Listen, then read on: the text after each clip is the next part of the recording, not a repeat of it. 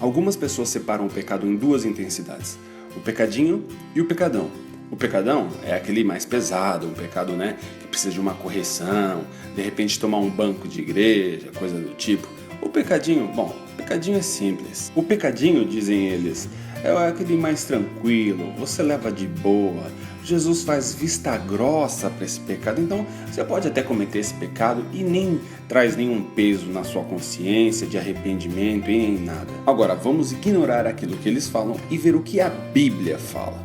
Em Gálatas, no capítulo 5, a partir do verso 19, diz assim: Ora, as obras da carne são conhecidas, e são prostituição, impureza, lascívia, idolatria, feitiçaria, inimizades, porfia, ciúmes, iras, discórdias, dissensões, facções, invejas, bebedices, glutonarias. Perceba que nesta carta aos Gálatas, Paulo lista prostituição, lascívia, idolatria na mesma linha de glutonaria, que alguns consideram um pecado assim, um pecadinho.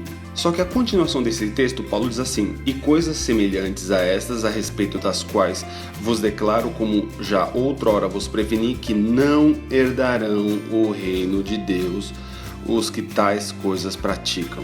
Dizem por aí que crente não bebe, mas come, que é uma beleza. E aí imagina aqueles eventos da igreja que tem aquele monte de comida. E a glutonaria? Será que ela entra nesse momento? Mano, a gente tem que parar de separar pecadinho de pecadão, porque a Bíblia não diz isso. A gente tem que separar pecado de santidade.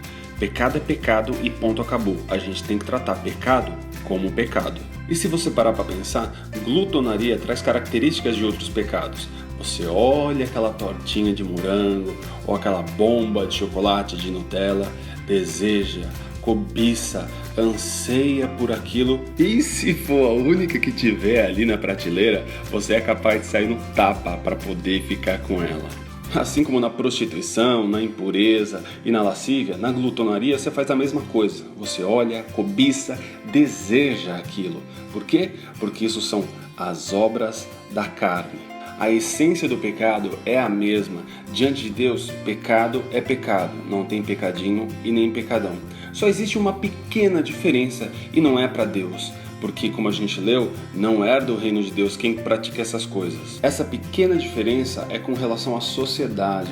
Por exemplo, uma pessoa que mata alguém vai ter uma consequência maior desse pecado do que alguém que comete glutonaria, não é verdade? O pecador assassino, ele vai ter uma consequência diante da sociedade muito pior do que o pecador glutão, porque ele vai ter que ir para a cadeia, isso se a família do outro não quiser fazer justiça com as próprias mãos. Já o pecador glutão não vai ter uma consequência tão pesada diante da sociedade, vai ganhar aí alguns pneuzinhos, de repente ter uma má indigestão, mas é coisa simples de resolver. Mas tanto um quanto o outro continuam sendo diante de Deus pecadores, e isso não permite herdar o reino de Deus.